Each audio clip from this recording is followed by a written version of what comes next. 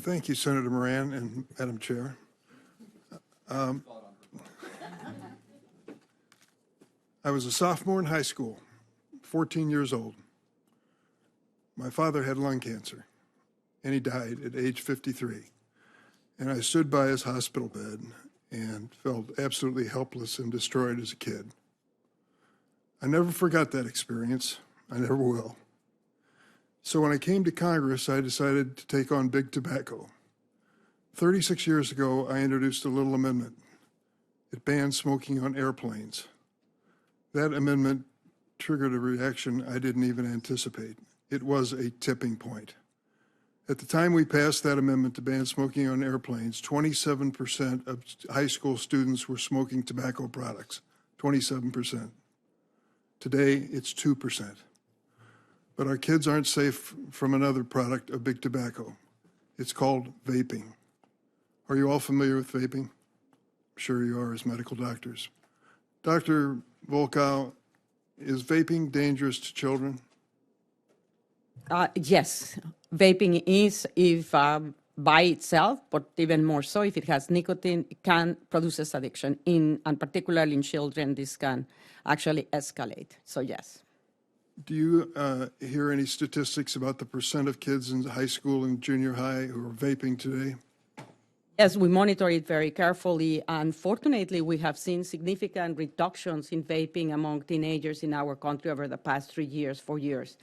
So yes, fortunately, because the levels were very high. How high? They went up to 23% of 12th graders, and now we are much lower than that. So big tobacco is no longer peddling tobacco to your kids and grandkids. They're peddling vaping with the same addictive qualities of that nicotine and the same danger to these kids. So the question, Dr. Baccaria, is what is this administration doing about vaping? Senator, you heard Dr. Volkow talk about our research programs in vaping. I agree it's dangerous for kids. And I think that for the NIH, our role is to document the ways that vaping and other things affect the health of children, as well as other people. So, do you see any connection between fruit-flavored vaping and children being attracted to it? I mean, we'd have to do research, but I think that is probably inappropriate for children to be using fruit-flavored vapes. Do you realize that the announced policy of this administration within the last 2 weeks is going to make it easier for these companies to peddle Fruit Monster vaping, Candy King vaping, Raspberry Slushy vaping to our children in junior high and high school now?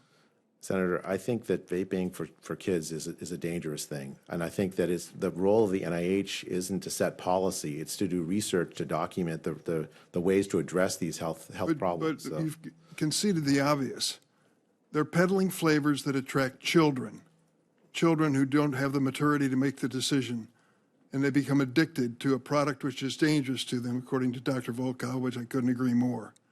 So how can we in good conscience say that this administration has the best interests of children at heart when they're exposing them to this deadly product? Senator, all I can say is about the NIH's commitment to make sure that we study this issue as fairly and evenly, objectively as possible in a rigorous way. We don't need a study. We need action. We need to stop this. And the previous administration wasn't much better, to be honest with you. And I was pretty critical of them as well. To think that these companies, many from China, are going to peddle some product to our kids, that they're going to vape in this steamy concoction of chemicals, chromium, and God only knows what else is in it.